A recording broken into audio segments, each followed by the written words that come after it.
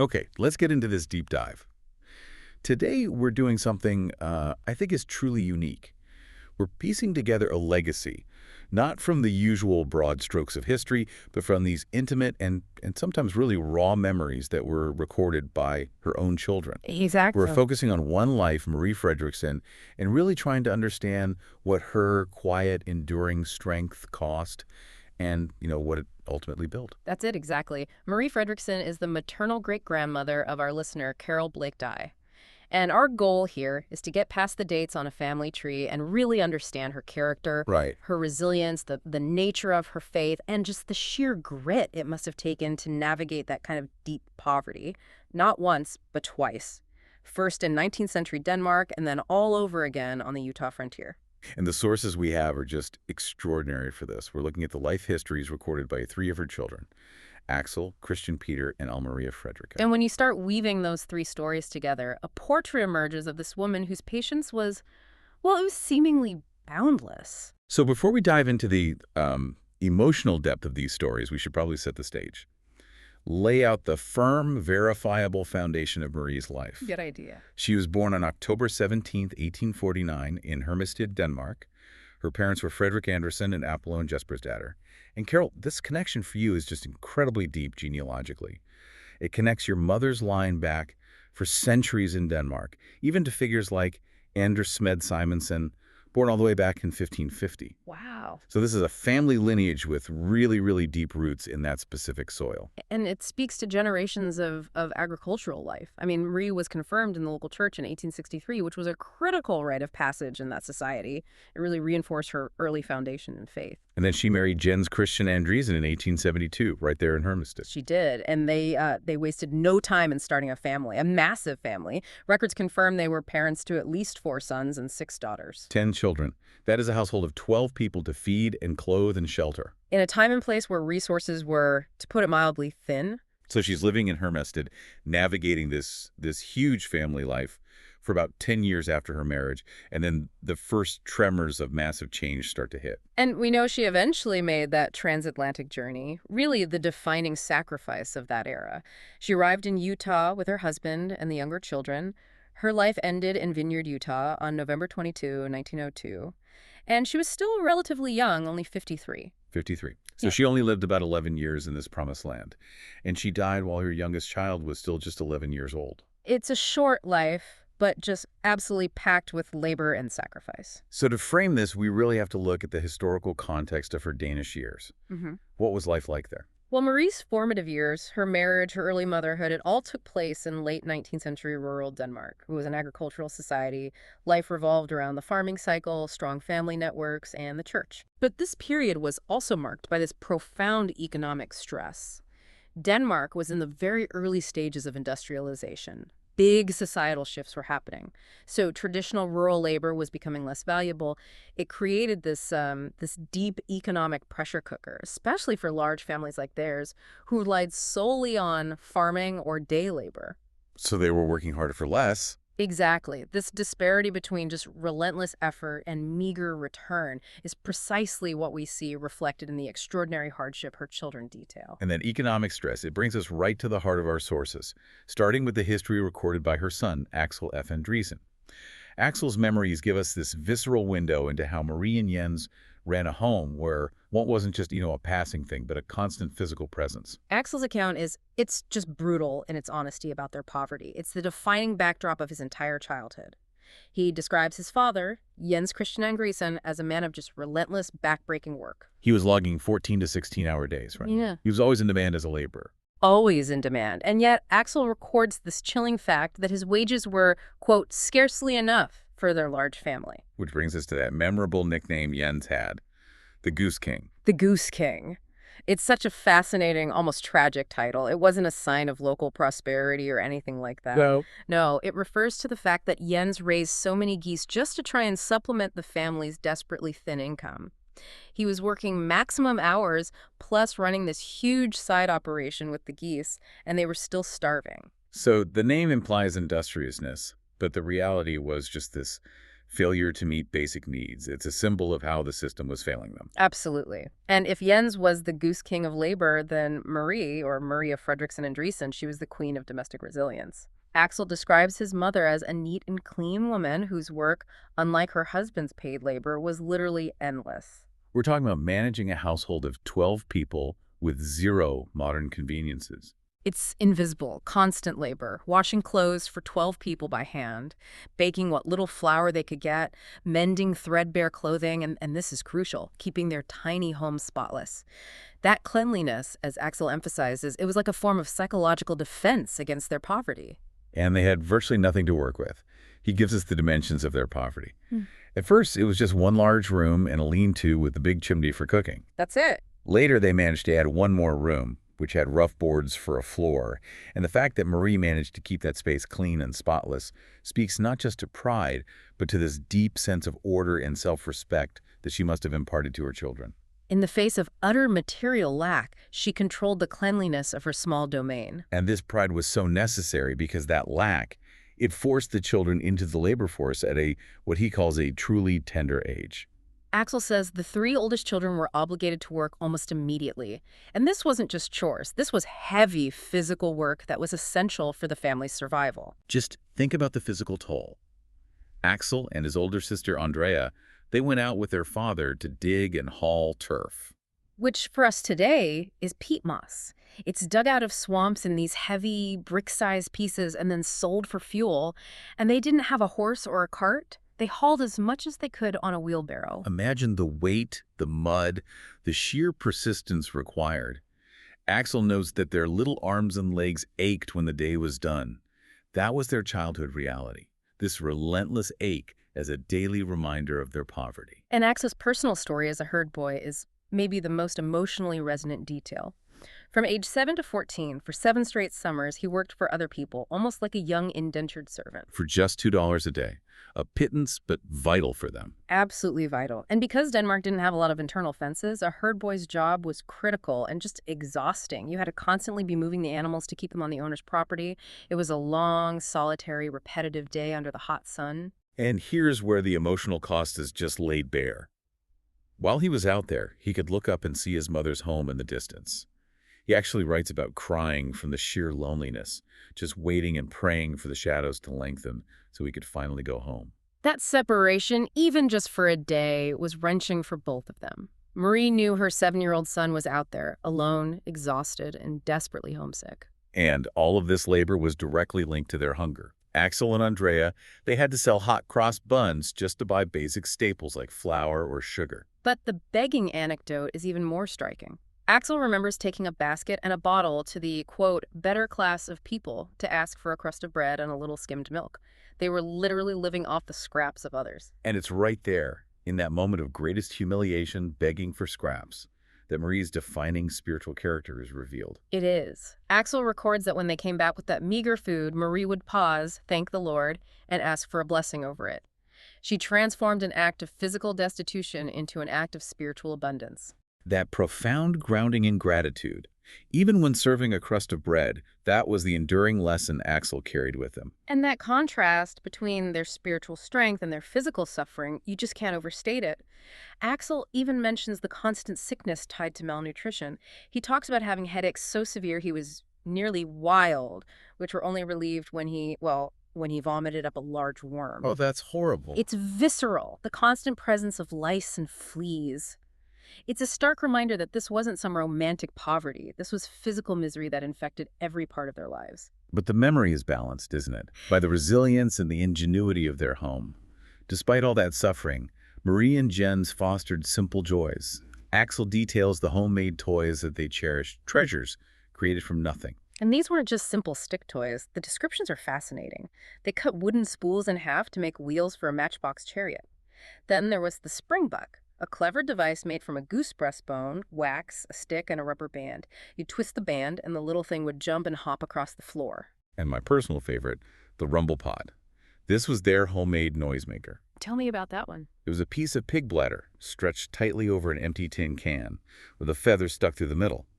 You'd rub the feather with rosin-covered fingers, And the vibration was so loud, Axel said you'd think a real chariot and 12 horses had really got loose. What a beautiful, loud disruption to an otherwise quiet, hungry life. And Axel reflects on this. He says that never having known better, they were happy. But then he pivots to the adult understanding. Right. That his parents must have carried this immense aching burden, wishing they could give their children more than thin bedding and meager meals. Their simple happiness was built on the foundation of their parents' profound sacrifice. But Marie provided the most critical and visible infrastructure for their survival, and that was her faith. Axel records this ritual of her private devotion.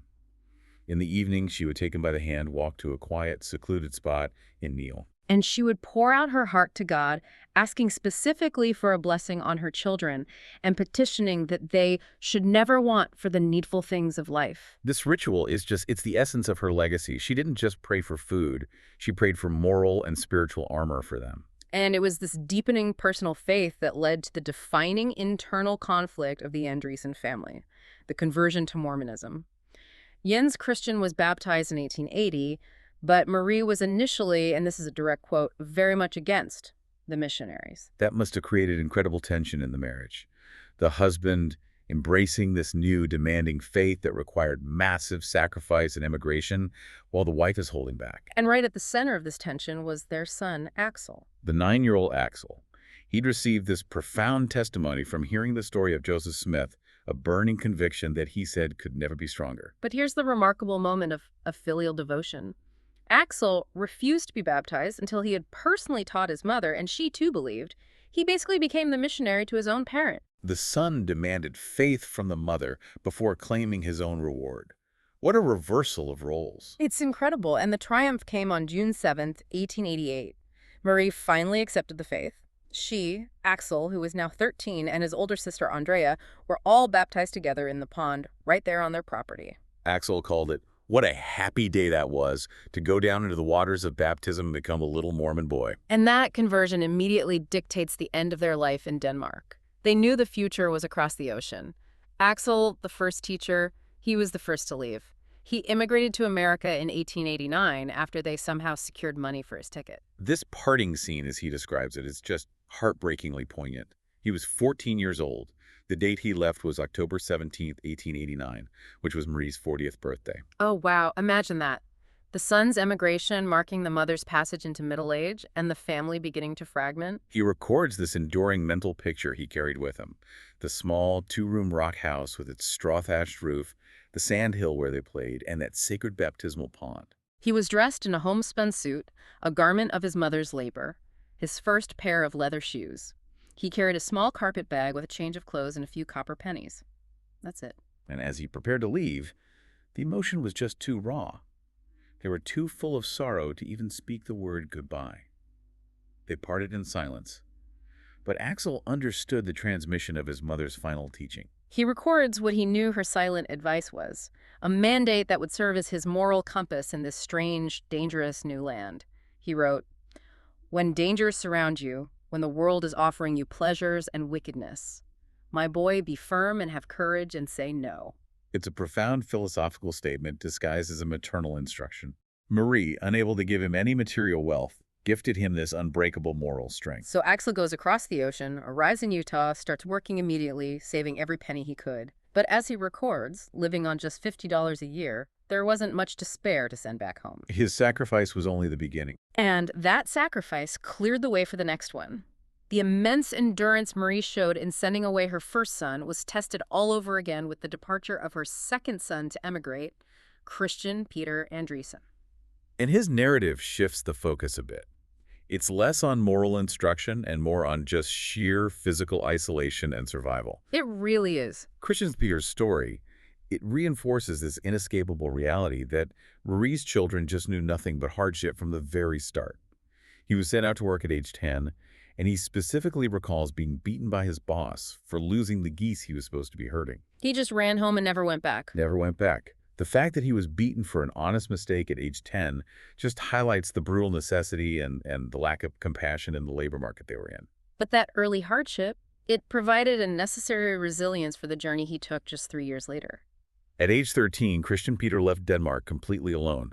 He didn't know a single word of English. He was traveling under the sponsorship of a couple, but when they reached Salt Lake City, they went their separate ways.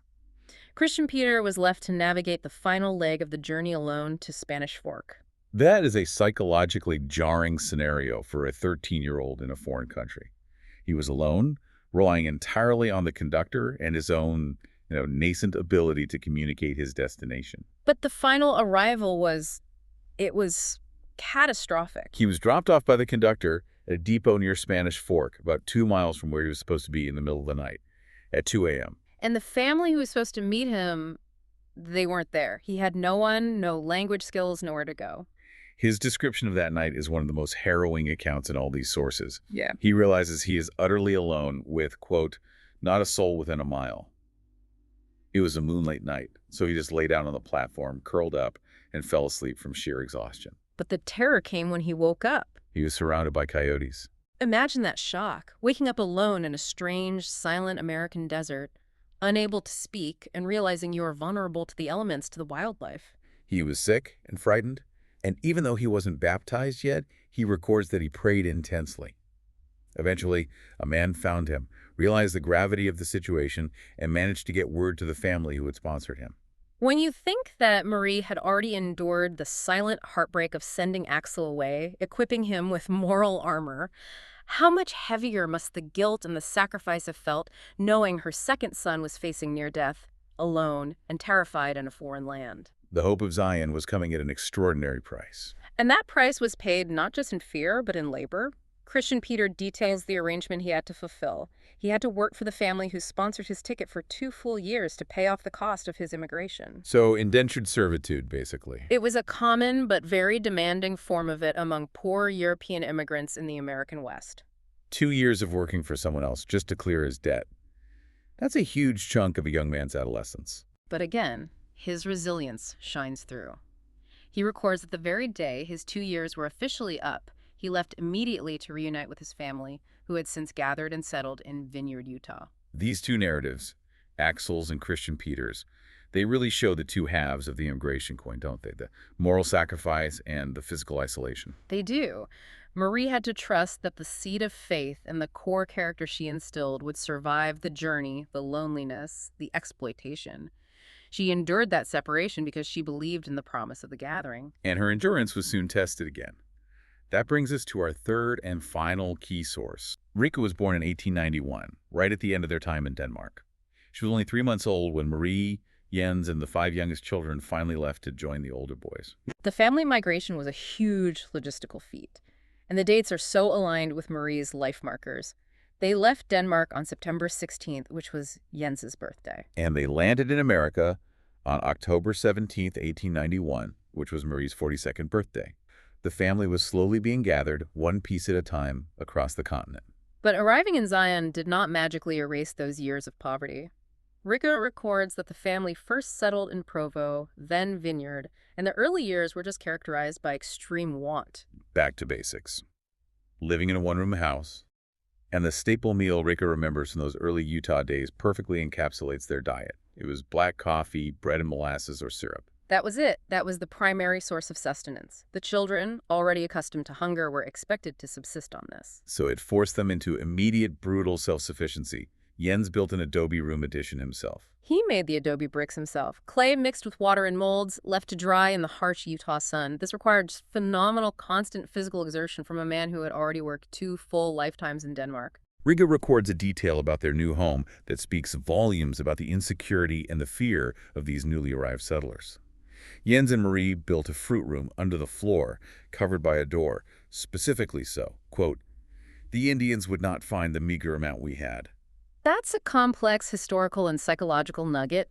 It reflects the intense anxiety of new immigrants who arrived with absolutely nothing, clinging desperately to what little they could grow or gather. And Rika also recalls being so frightened of the indigenous people who came looking for food that she would actively hide. This fear, it illustrates the difficult, often tense environment of the frontier and the family's deep-seated insecurity about their food. They were in a new land, surrounded by new threats, and their European poverty had followed them right across the ocean. And that poverty meant constant labor just to survive. Rika talks about the children grubbing sagebrush to clear the ground for planting, and the gleaning, she recalls the children on their hands and knees, gleaning individual heads of wheat from the ground after Jens had cut the crop by hand. Every single grain counted, to the point where Jens would thresh the gathered wheat right there on the kitchen floor. The kitchen was a mill, a farm implement, and a dining hall. And the traditions of self-sufficiency continued. Jens, being the ultimate practical provider, made wooden shoes for the entire family. Rika mentions wishing desperately that she had a tiny baby pair of those wooden shoes as a keepsake. That detail is so powerful. These simple, necessary items, the wooden shoes, born of utter necessity, become these symbols of Marie and Jens's love and persistence. They represent the practical, enduring strength of their heritage. And Rika's account also includes the story of her parents' efforts to create a slightly better living. As things stabilized, just slightly, Jens began peddling dried and smoked fish and fruit in Sanpete County, and Marie and Rika would travel with him. On these long entrepreneurial trips, and the vehicle they used perfectly illustrates their ongoing struggle. They traveled in an old, dilapidated wagon. Rika details the constant maintenance. The wooden wheels were so worn and the iron tires so loose that they had to be hammered back on with a large rock multiple times a day. And every single night when they stopped, the wheels had to be completely removed from the axles and laid in water. Why? To make the wood swell and tighten overnight? Just enough so that the wheels wouldn't completely fall apart the next day. This was travel driven by sheer desperate will. And when Jens was away on these trips, Marie's anxiety was just profound. Rika recalls that Marie would stay up late into the night, looking and listening for the sound of the horses in the wagon. Because the Provo bench was so sparsely populated, that sound, the faint rattle and rhythm of the wagon, it would carry for miles. She was listening for the sound of safety, of his return, straining her ears over the, as Rika says, the terrible howling of the coyotes. That intense worry, compounded by her physical exhaustion, it just speaks to the immense emotional burden she carried as the anchor of that family. And you have to wonder, was that just maternal devotion, or was there this justifiable fear tied to her inability to communicate in English with the outside world? That's a crucial point. Rika notes that Marie never learned to speak English, only Danish. Jen spoke English well, the children spoke it at home and at school, but Marie remained linguistically bound to her past. It must have added this incredible layer of isolation in her final years in Vineyard, relying entirely on her family for any interaction outside the home. Rika also gives us more of these domestic details that show the slow, painful march toward improvement. For years, they gathered sagebrush for all their heating and cooking. Their irons were these massive, heavy objects heated slowly on the stove. But then came the small luxuries, a homemade carpet on the floor, laid over fresh straw, which they'd refill after threshing. Rika remembers the straw mattresses they made were so high she had to climb on a chair just to get into bed. You juxtapose that image, a child having to climb into bed, with the reality of skimpy bedding and their only light being grease in a dish with a rag wick. And Marie's work ethic was passed directly to the youngest children. Rika's childhood job was herding the geese, just like her father before her, though hopefully without the beatings. She had to constantly stake them out and move them to find tiny patches of grass. She remembers the sand was so hot it burned blisters on her feet, forcing her to jump from one small bush to the next. The relentless pressure of labor and deprivation, it finally reached its breaking point. In 1902, the family moved to Allen's farm by the lake. This was a significant business step up, Jens and the boys milking a large number of cows. But Rika records that nearly every family in the community suffered from typhoid fever that year because of contaminated water. This is where the tragedy that ended Marie's life began. It is. Rika was severely ill first, then her brother Carl, and then finally Marie. Already weakened by decades of relentless labor, she contracted inflammatory rheumatism. Rika records her mother's physical suffering as great, but the description of her character in those final weeks is Marie's ultimate testament. She was, quote, so patient and sweet and never complained. She longed to go to the temple, but she was never granted that opportunity. She only saw the building once after its dedication. She died on November 22, 1902, in Vineyard, age 53. And the tragedy did not end there. Just 5 days later, the sorrow in that one-room house doubled when Rika's sister Annie also died.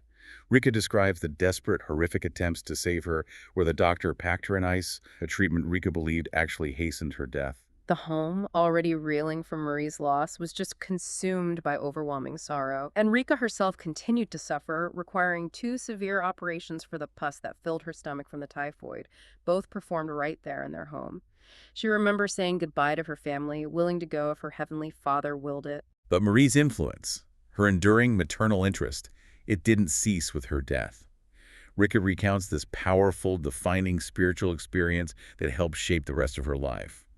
Shortly after Marie died, Rika, recovering from her own illness, saw her mother's spirit standing at the foot of her bed. She describes her mother's spirit looking as real as if she were standing there alive. Rika was frightened and called for her sister, and the spirit disappeared when the door opened. But that experience cemented her conviction that Marie still had an interest in her and that she had a mission on Earth to do. That quiet, patient mother who prayed on the Danish sandhills was still watching over her child in the Utah desert, and that maternal love was Rika's most treasured inheritance. She emphasizes Marie's gentle character, stating simply, "Never in all my life did my mother or father speak cross to me. They loved all their children and were good to them." That gentleness, that patience, that love, sustained amidst unthinkable physical pain and hardship, that is the profound core of Marie's legacy. It's a powerful conclusion to her life story. Marie's entire existence was characterized by physical deprivation, but these three life histories, Axel's, Christian Peter's, and Rika's, they all confirm that she successfully curated this unbreakable spiritual wealth and moral character in her children. Her life truly was a study in endurance and quiet defiance against overwhelming odds.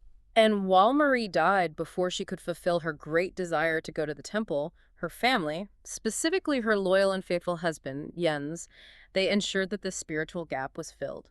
The dedication of the family to honor Marie's faith is the final, beautiful chapter of her story. Indeed. Jens Christian Andresen and the family ensured the sacred temple work was completed on her behalf. They performed the sealing of the parents to their children in 1897, and then, crucially, the sealing of Jens and Maria's spouses was completed in 1907, 5 years after Marie's death. Rika records that this completion brought immense joy to Jens and the children. It fulfilled Marie's final wish and confirmed their commitment to the faith she had ultimately embraced, alongside Axel and Andrea, back in that pond on their Danish property. Jens devoted the later part of his life to that spiritual service. He spent his winter months doing proxy work at the Mante Temple. This dedication confirms that Marie's life wasn't just about enduring hardship, but about inspiring a heritage of faith that transcended both separation and death. The silent strength she taught Axel, the persistent faith she taught Rika, and the sheer will she demonstrated as the anchor of the Goose King's household, it was all solidified in this final sacred act. So, Carol, your great-grandmother Marie Frederiksen's life story, it's defined not by the objects she owned, the wooden shoes, the thin bedding, the greasy rag wick for light, but by the unbreakable spiritual wealth she cultivated in her children. The deep, specific detail in the records ensures that her quiet, patient strength isn't just a footnote in a history book, but a palpable, living legacy centuries later. She prayed that her children should never want for the needful things of life, and in the end, she gave them the one needful thing that truly sustains a generation: an unwavering moral and spiritual foundation. Her journey, spanning from the stark agricultural poverty of Hermisted to the fever and fear of the Utah frontier, is a testament to the power of maternal devotion. So as you reflect on this deep dive, consider the source of Marie's strength. Think of her kneeling on the cold, lonely Danish sandhills, pouring out her heart in prayer. And consider how that same simple, persistent faith sustained her children. Axel hearing the silent mandate to say no, Christian Peter praying alone amidst the coyotes, and Rika holding fast to the vision of her patient, sweet mother standing at the foot of her bed. What legacy of enduring patience and moral clarity is being passed down in your family today because of the foundation Marie Frederiksen laid?